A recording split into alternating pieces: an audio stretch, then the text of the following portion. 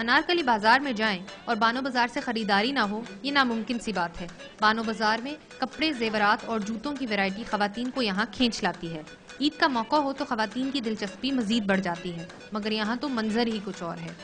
مہنگائی ظاہر انسان کی رینج میں نہیں ہے، کیا کر سکتے، لیکن کرنا تو ہے۔ مہنگائی اتنی ہے تو کپڑے کیا خریدے جا رہے ہیں ابھی۔ عید تو ایک سال میں ایک ہی دفعہ آتی ہے، مہنگائی ہو نہ ہو وہ تو ہمیں منانی ہے خوشیوں کے ساتھ۔ روزے رکھے ہیں تو اس کا تو ہمیں ایک اجر عید کی صورت میں ملتا ہے، ہم وہی نہیں کریں گے تو کیا کریں گے۔ مہنگائی کے باوجود خواتین اپنے بچوں کی خاطر بازاروں کا رخ کرنے پر مجبور ہیں۔ ریڈی میڈ کپڑے، چوڑیاں اور خود سے عید پر بچوں کی فرمائش پورا کرنا بھی ضروری ہو جاتا ہے۔ سارا کچھ لے لیا، ہم لوگ اب یہاں سے چوڑیاں وغیرہ لے رہے ہیں۔ چیزیں انتہا کی مہنگی ہیں، بچوں کے ریڈی میڈ بہت مہنگے ہیں۔ دوسری جانب دکاندار ہیں جو بجلی کی لوڈ شیڈنگ کے باعث کاروبار میں ہونے والے نقصان سے تنگ ہیں، اور اس پر گاہکوں میں کمی ان کی پریشانی کو دگنا کر رہی ہے۔ لوگ خرید رہے ہیں، آپ کو خریدار نظر آ رہا ہے؟ کوئی تھوڑا آٹے میں نمک کے برابر خریدار ہوا تو کیا ہوا؟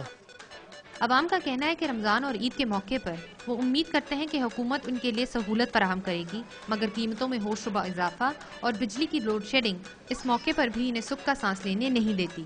کیمرامین ثاقب منیر اور ساتھی رپورٹر عائشہ شبیر کے ساتھ ثنا سیف، ڈان نیوز، لاہور۔